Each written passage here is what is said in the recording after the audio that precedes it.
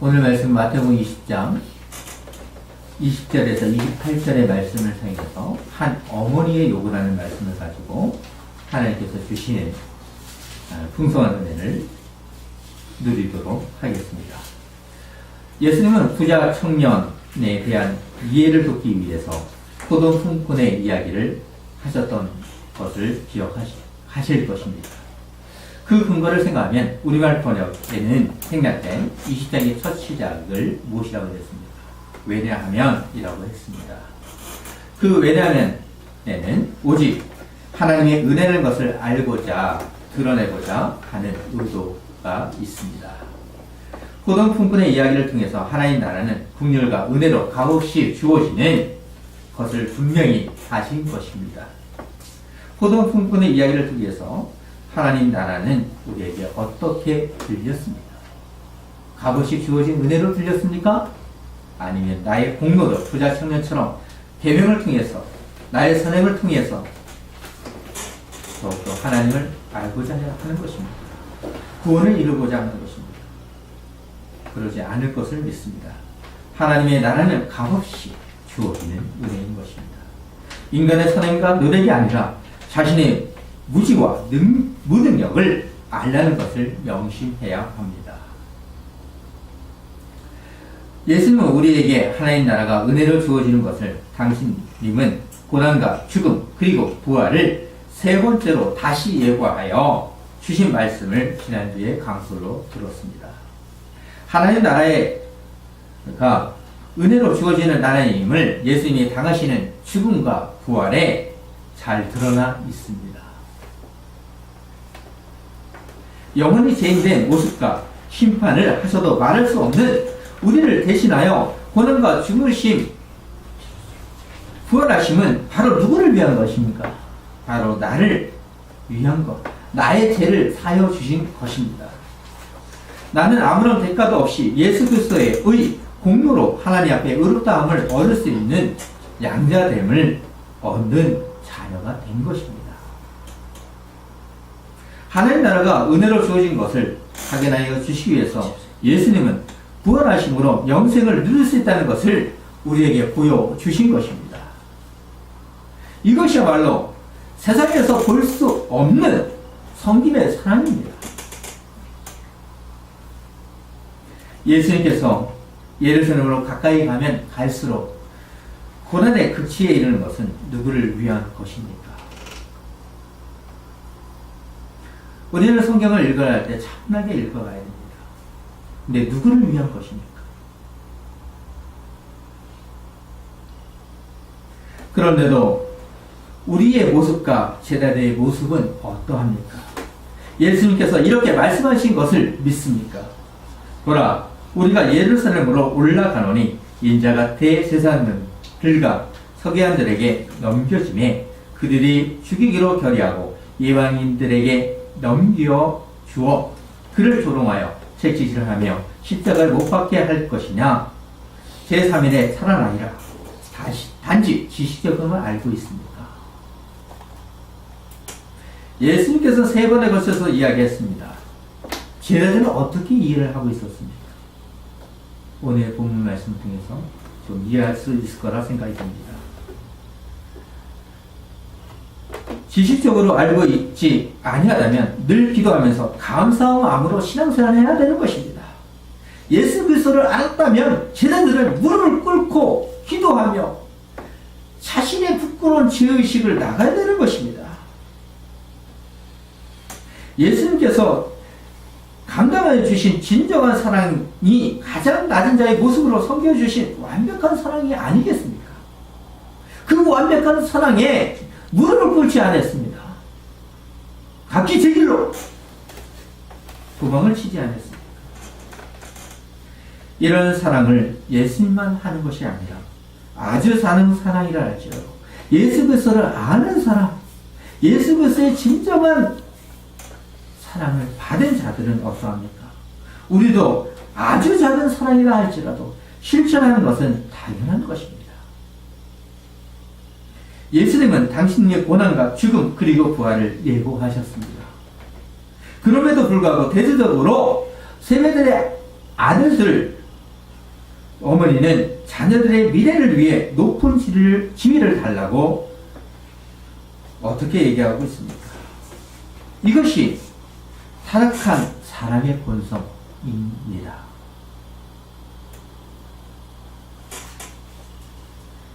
이 시절을 보십시오. 그때의 세베대의 아들의 어머니가 그 아들들을 데리고 예수께 와서 절하며 무엇을 구하니 두 아들을 데리고 와서 엎드려 절하면서 요청하는 것입니다. 예수님의 진정한 고난과 죽음 그리고 부활의 의미를 모르고 오직 높은 지위에만 관심을 가지고 가치를 두고 있습니다. 그러면 세베대 아들의 어머니가 누구에게 높은 지위를 요구하는 것입니까? 요한복음 19장 15절의 말씀을 볼 필요성이 있습니다. 예수의 십자가 곁에는 그 어머니와 이모와 클로바의 아내 마리아와 막달라 마리아가 섰는지라. 두 아들의 어머니는 학자들이 추측하기를 예수님의 어머니와 자매 사이라고 얘기합니다. 간단하게 얘기하면 이모지요. 두 아들은 야고보와 요한으로 예수님과 사촌일 수 있습니다. 이렇게 추측하는 것이 저는 옳다고 봅니다. 가장 가까운 사이라 할지라도 그 관계 속에서 무엇을 요구하고 있는지 예수님은 이렇게 또한 그들에게 질문을 합니다. 가장 가까운 사이가 질문했을 때 예수님은 어떻게 질문하십니까? 21절을 보시면 예수께서 이르시되 무엇을 원하느냐? 단도직입적으로 질문을 하는 거죠. 그냥 둘러서 이야기하지 않습니다.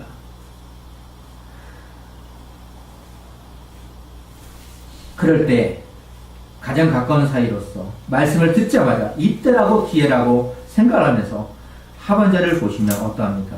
나는 이 두 아들을 주의 나라에서 하나는 주의 우편에 하나는 주의 좌편에 앉게 명하소서.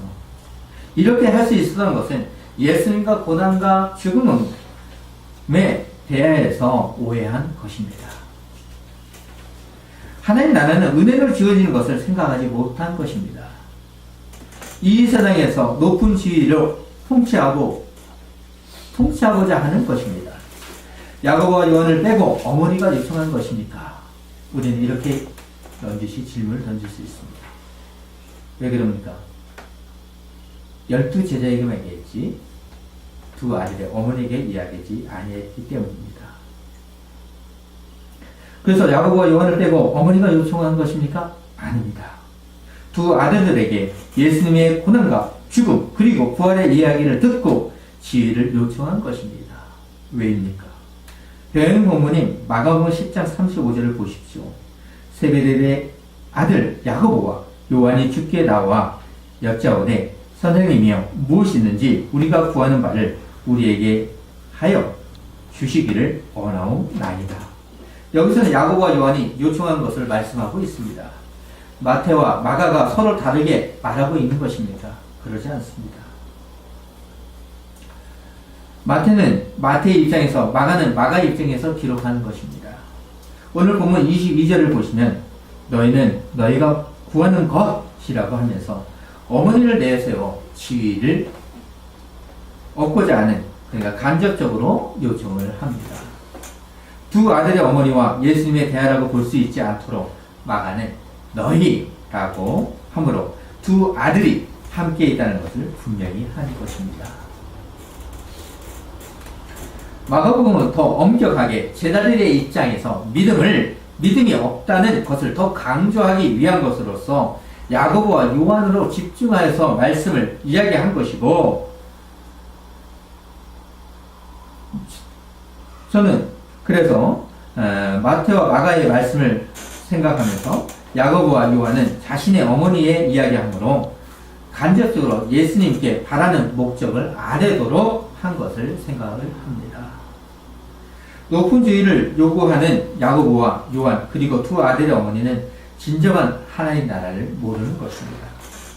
하나는 주의 우편에 하나는 주의 좌편에 앉게 해달라는 것은 예수님의 고난과 죽음 그리고 부활의 의미를 모르는 것이고 다른 제자들의 사정과 형편을 고려하지 않는 것입니다.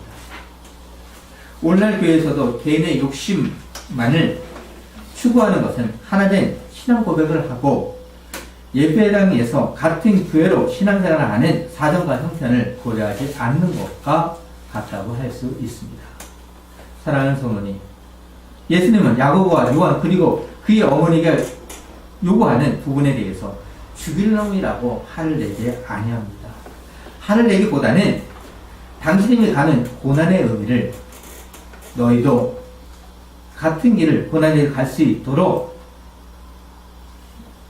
알려주기 위해서 이야기하십니다. 제자들이 오해하고 있는 부분을 바르게 이해할 수 있도록 하신 것입니다. 예수께서 대답하여 이르시되 너희는 너희가 구하는 것을 알지 못하는도다. 내가 마시는 잔을 너희가 마실 수 있느냐? 그들이 말하되 할 수 있나이다. 저라도 마실 수 있다 할 수 있을 것 같습니다. 이 잔을 마시면 높은 지위가 되는 것처럼 착각할 수 있기 때문에 마실 수 있습니다.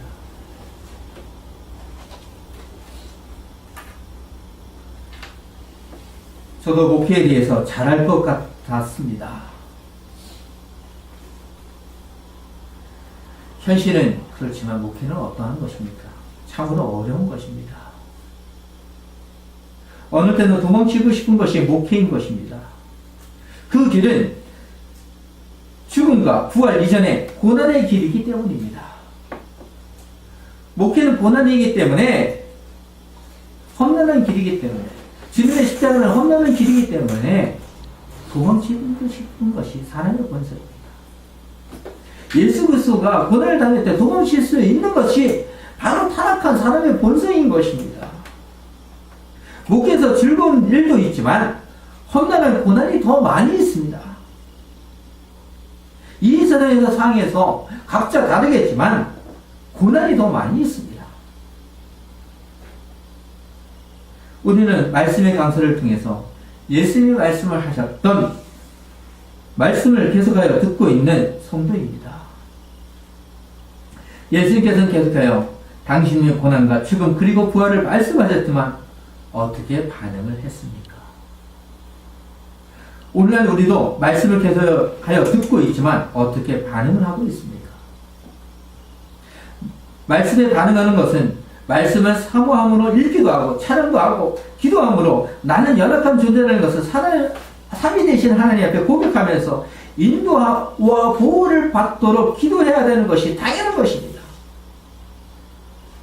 하지만 대체적으로 오늘날 현실은 말씀을 지식적으로 알고자 하는 것이고 말씀의 의미도 모르면서 두 아들의 어머니처럼 잘 되게 해달라는 복을 비는 종교로 생각하는 시대가 되었습니다. 말씀을 알았을 때에 어떤 체험보다 말씀의 의미로서 예수 그리스도를 할 때 기억을 할 수 있는 것입니다. 성경으로 돌아갈 수 있는 것입니다. 말씀의 의미를 모르면 성경으로 돌아갈 수 없는 것입니다. 단지 지식적으로 채울 수 있는 것입니다.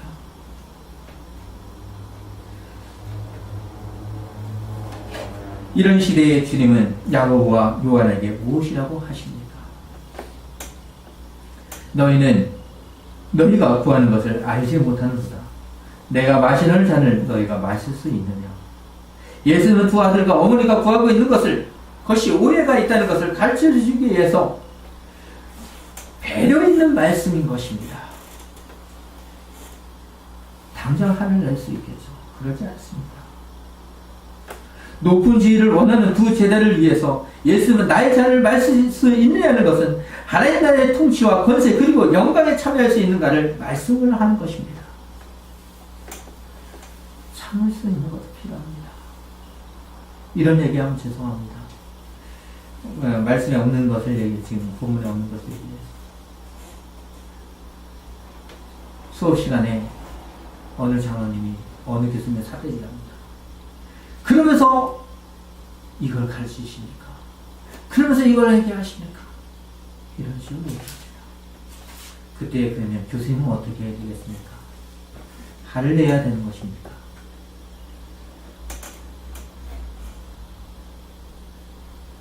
그것을 참아가면서 수업을 합니다. 바른 것이 무엇인지를 가르치는 것입니다. 예수님은 화를 내실 수 있는데도 그러지 않습니다. 높은 지위를 원하는 두 제자를 위해서 나의 잔을 마실 수 있느냐는 것은 하나님 나라의 통치와 권세 그리고 영광에 참여할 수 있는가를 말씀을 합니다. 특히 예수님이 의도적으로 사용하신 잔, 이것은 무엇입니까? 구약에서 고난과 심판의 운명을 상징합니다. 특히 예수님은 마태복음 26장 42절에서 이 잔이 내게서 지나갈 수 없거든 아버지의 원대로 되기를 원하나이다 하시므로 고난과 심판의 운명을 잘 드러낸 것입니다. 고난과 심판이 들어있는 그 잔을 마실 수 있느냐? 라고 했을 때 우리는 마실 수 있습니다. 정체를 위해서도 이 잔을 마실 때 무엇이 있는 것입니까? 잔은 쉬운 잔이 아닙니다. 예수 그리스도의 길을 간다는 것은 쉬운 길이 아닙니다. 오늘 말씀을 통해서도 우리에게 고난의 잔을 마실 수 있습니까? 라고 질문하는 것과 같습니다. 예수님의 의도를 잘 모르는 두 제자인 야고보와 요한은 22절 하반절에서 그들이 말하되 할 수 있나이다. 당연히 할 수 있다는 대답을 한 것입니다.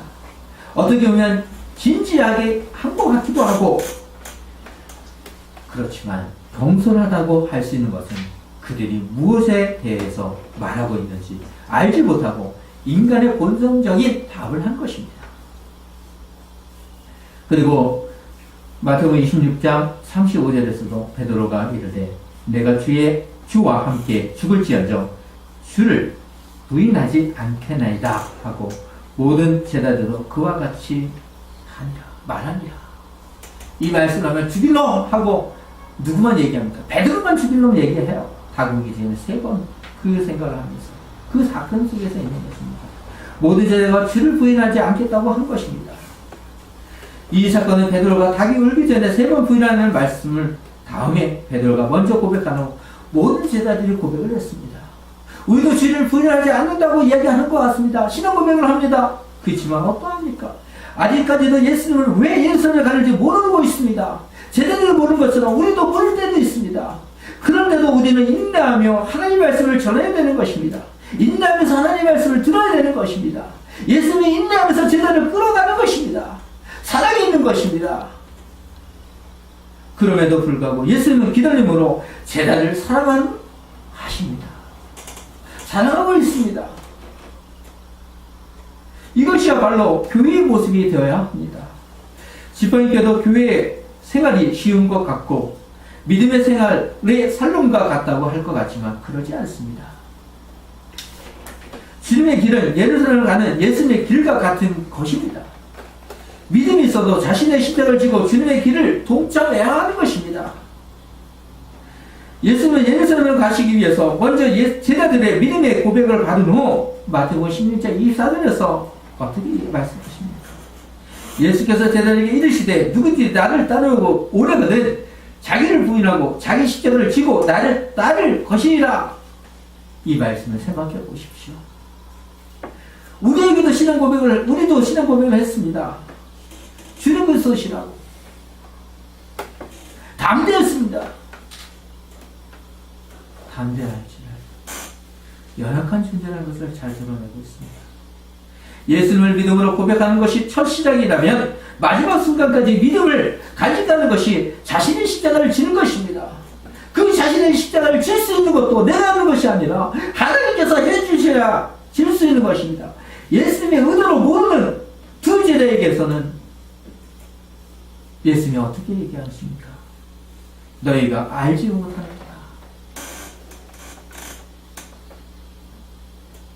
예수님은 친절하게 23절에서 너희가 과연 내 잔을 마시려니와 내 좌우편에 앉는 것은 내가 주는 것이 아니라 내 아버지께서 누구를 위하여 예비하셨는지 그들이 얻을 것이니라. 예수님께서 너희가 잔을 마실 수 있는가라고 할 때에 그들이 마실 수 있다라고 고백을 들은 후 나와 같은 운명에 처해질 것을 알려주신 것입니다. 우리에게도 운명이 같은 것입니다. 제자들만 그런 것이 아니라는 것입니다. 실질적으로 야고보는 사도행전 12장 2절에서 요한의 형제 야고보를 칼로 죽이는 첫 세례로서 순교를 당합니다. 마실 수 있느냐? 그 마실 수 있다는 것은 모르고 마셨지만 첫 순교를 하는 순교를 당합니다. 요한은 계시록 1장 9절을 보시면 박해와 유배를 당합니다.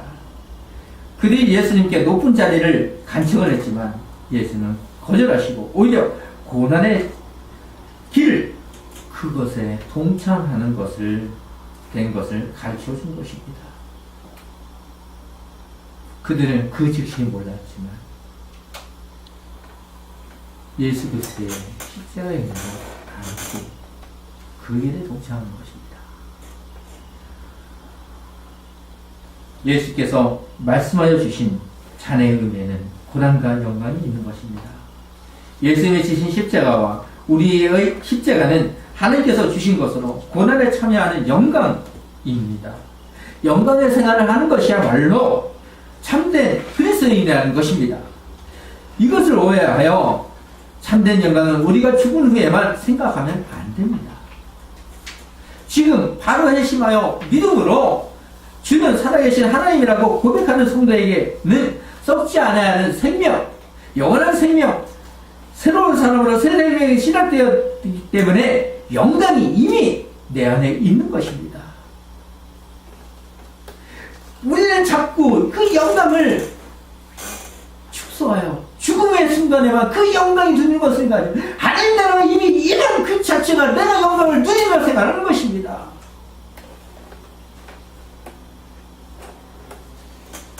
회심에 대해서는 오후에 나누도록 하겠습니다. 주님의 영광에 참여할 수 있는 것도 내가 할 수 있는 것이 아닙니다. 오직 값없이 주어진 은혜로 은혜의 나라로 가능하신 것입니다. 야고보 요한이 잔을 마실 수 있다고 했지만 23절 그 부분에 무엇이라고 하십니까? 내 아버지께서 누구를 위하여 예배하셨는지 그들이 얻을 것인가. 고난과 영광 모두 하나님께서 예배하신 자들에게 허락된 은혜라는 것입니다. 두 제자들이 자신의 의지로 십자가를 지면서 고난과 영광에 참여할 수 있는 것이 아닙니다. 하나님께서 허락하여 주신 성도만이 하나님의 통치와 영광에 참여하는 것입니다. 값없이 주어진 하나님 나라는 세베대의 두 아들의 어머니가 생각하는 것처럼 세상적으로 군림하는 통치하는 높은 지위가 아니라 오히려 고난과 영광의 길에 동참하는 예수님의 길에 동참하는 것입니다. 십자가의 길과 같은 것입니다. 그렇기 때문에 그 십자가는 감사가 있는 것입니다. 우리말 속담에 낱말을 새가 듣고 반말을 쥐가 듣는다는 것처럼 어떻게 들었는지 모르지만 다른 제자들이 야고보와 요한에게 분개합니다. 24절을 보십시오. 10제자가 듣고 그 두 형제에 대하여 분이 여기거늘 저라도 분개할 것 같습니다. 높은 자리를 원하는데 당장 뛰어가서 싸울 수밖에 없지 않습니까? 그 자리를 얻는다면 어떠합니까? 지금 청문회 하면 어떠합니까? 여러 가지 일이 있어도 사과를 하면서 그 자리에 연연하지 않습니까? 다른 제자들도 명예와 높은 지위에 관심이 있다는 것을 분명히 하게 잘 드러낸 것입니다. 이미 제자들은 마태복음 18장 1절에서 그때의 제자들이 예수께 나와 이르되 천국에서 누가 크니까? 라고 질문한 것을 아실 것입니다. 그때 예수는 3절에서 진실로 너희에게 이르노니 너희가 돌이켜 어린아이들과 같이 되지 아니하면 결단코 천국에 들어가지 못하리라 말씀을 지금도 이해하지 못하는 것입니다. 이해했다면 나를 잘 섬겨주려 이렇게 얘기했겠죠. 오히려 자신의 높은 지위만 생각하면서 서로 분개합니다. 오늘날도 직분만 생각하고 봉사하지 아니하는 것은 천국을 오해하고 있는 것입니다. 직분을 오히려 더 많이 섬겨야 하는 고난과 영광이 있는 것입니다. 그렇다고 나는 직분이 없으니 섬기만 받는다고 한다면 이 이런 생각을 하는 것은 하나님의 말씀을 오해하는 것입니다. 제자들이 서로 분개하고 다투는 것을 아시고 무엇이라고 하십니까? 25절과 27절을 보십시오. 예수께서 제자를 불러다가 이르시되 이방인들의 집권자들이 그들을 임의로 주관하고 그 고관들이 그들에게 권세를 부린 줄을 너희가 알거니와 너희 중에는 그렇지 않아야 하나니 너희 중에 누구든지 크고자 하는 자는 너희를 섬기는 자가 되고 너희 중에 으뜸이 되고자 하는 자는 너희의 종이 되어야 하니라. 세상의 권력은 백성으로부터 나옵니다. 그렇게 얘기를 하죠. 그 속에는 강제성이 있는 통치권이 있다는 것입니다. 그렇게 나왔다 할지라도 그 강제성으로 군림을 할 수 있습니다. 그와 달리 하나님 나라는 하나님으로부터 나오는 것입니다. 나로부터 나오는 것이 아니라는 것입니다. 하나님의 백성이 됐으니 내가 군림하고 통치하는 것이 아닙니다. 내가 가지고 있는 그 어떤 것으로 나오는 것이 아니라 그 안에서는 건짐도 내가 하는 것이 아니라 마태복음 18장 20절을 보십시오. 두세 사람이 내 이름으로 모인 곳에 나도 그들 중에 있느니라. 우리가 하는 것은 보입니까? 그 의미를 다시 한번 홈페이지의 동영상을 통해서 잘 생각해 보십시오. 하나님 나라는 높은 지위만 있는 것이 아니라 섬김과 겸손으로 하나님의 아들이 된 감사가 있는 은혜의 나라입니다. 그런데도 제자들은 세상적인 것만 생각하면서 분개하여 다투는 것입니다. 예수님은 25절에서 이방인의 집권자들이 그들을 임의로 주관하고 그 고관들이 그들에게 권세를 들어서 세상에서 큰 자가 본보기로 사용합니다. 이것을 사용해서 세상에서 생각하는 것을 사용해서 본보기를 하시도록 세상적인 모든 권세를 비판하는 것이 아니라 그 권력을 사용하여 가시하는 것을 비판하십니다. 그리고 하늘 나라를 모르는 자들은 권세를 잡은 자들처럼 자신의 뜻대로 다른 사람을 부리고자 하는 것을 의미합니다. 그러나 참된 제자는 어떻게 해야 하는 것입니까? 세상 사람들처럼 섬김을 받아야 하는 것입니까? 군림해야 하는 것입니까? 오히려 정반대 아닙니까? 지금의 한국의 현실은 어떠합니까? 오늘날의 공시생이 되고자 하는 것은 이웃을 섬기기 위해서 공무원이 되는 것이 아니라 안정적인 직업을 잘 살기 위한 것이 아닙니까? 예수님을 잘 살기 위해서 제자가 되는 것이 아니라 섬김의 길, 즉 고난의 길에 영광의 길을 가는 것입니다. 저도 그 자녀에게 그렇게 일합니다. 주의 길을 잘 가.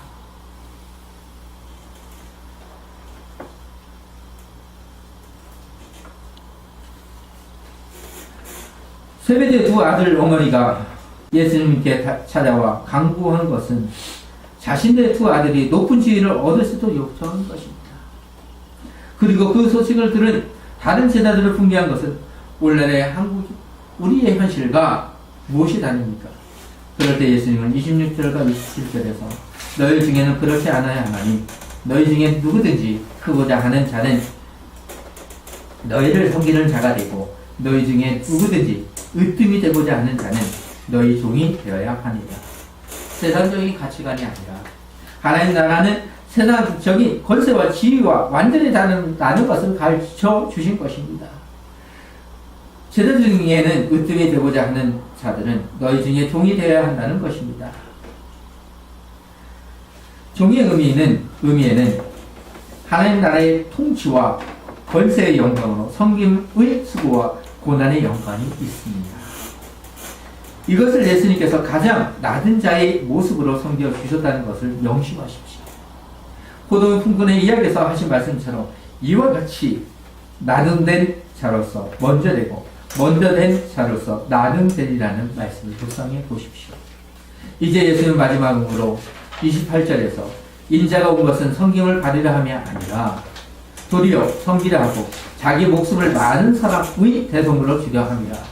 예수님은 당신을 모델로 들어서 섬김을 무엇인지를 말씀하여 주십니다. 대성물이라는 것은 원래 노예나 죄수를 석방할 때 지불하는 돈의 의미를 의미합니다. 이런 의미에서 예수님은 7절에서 종이라고 하신 말씀과 연결하신 것입니다.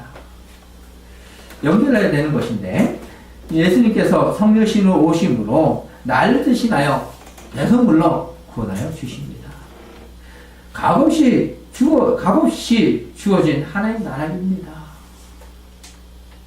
이런 하나님 나라를 우리는 어떻게 생각하십니까? 지파의견은 하나님 나라에 대한 오해를 하지 마십시오. 하나님 나라는 예수님께서 보여주신 섬김처럼 겸손한 자세로 신앙생활을 하는 것입니다.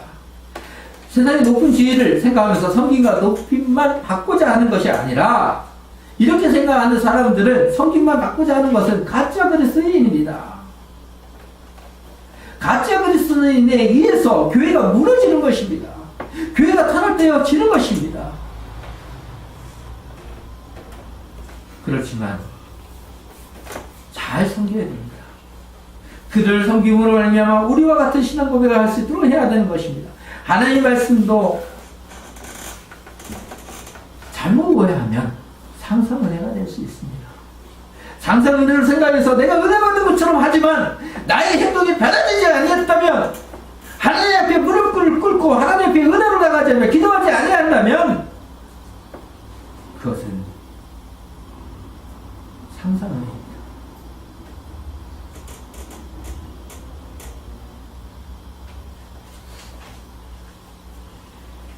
사도행전 8장 24절 베드로가 이르되 내가 하나님의 선물을 돈 주고 살 줄을 생각하였으니 내 은과 내가 함께 망할지어다 하시는 것입니다.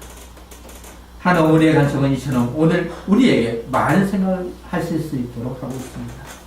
제자는 그리고 교회는 세상이 생각하는 것과 분명히 다른 것입니다.